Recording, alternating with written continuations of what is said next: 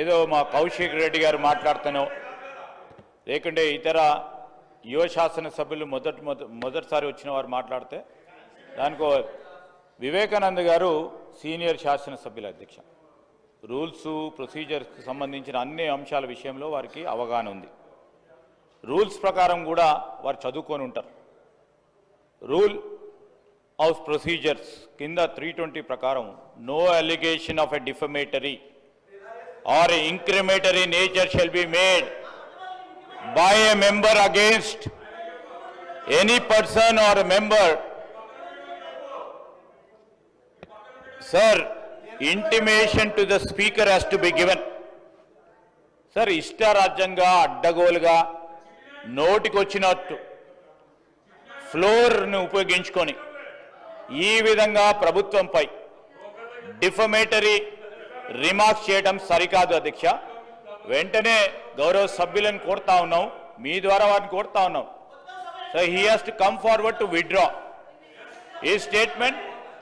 Sir, మేము మిమ్మల్ని కోరేది ఒకటే అధ్యక్ష, నేను ప్రతి సందర్భానికి సంబంధించి ఏ ఆధారం లేకుండా ఎవరిపైన మాట్లాడాలంటే వితౌట్ నోటీస్ ఇచ్చే కార్యక్రమం జరగకూడదు.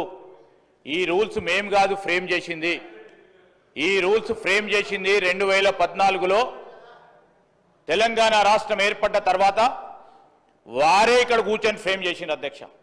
ఏ విధంగానైతే వారు డ్రెస్ వేసుకొని వస్తూ ఉన్నారో ఇక్కడ కూర్చున్నప్పుడు ఒక వేషాలు, అక్కడ కూర్చున్నప్పుడు అక్కడ వేషాలు. ఏంది అధ్యక్ష ఇది?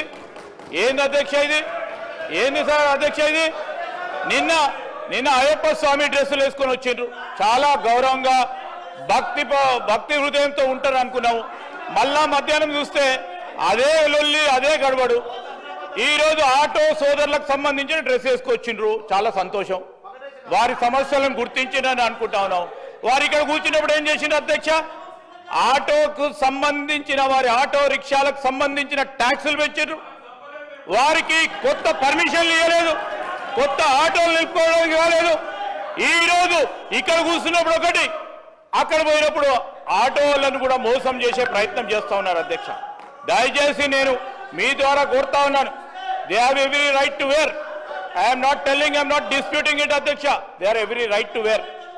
బట్ స్టాండ్ అనేది క్లారిటీగా ఇక్కడ ఉన్నప్పుడు కానీ అక్కడ ఉన్నప్పుడు కానీ ఒక రీతిగా ఉంటే ప్రజలు కూడా విశ్వసిస్తారు.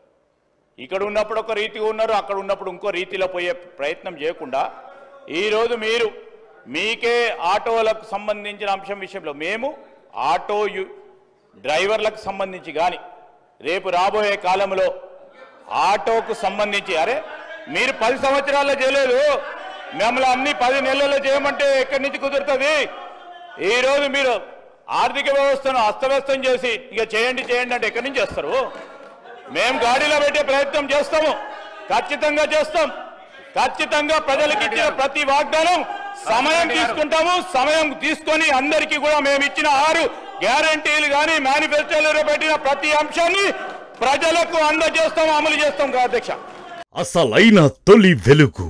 ఫాలో వాట్సాప్ @తొలి వెలుగు official.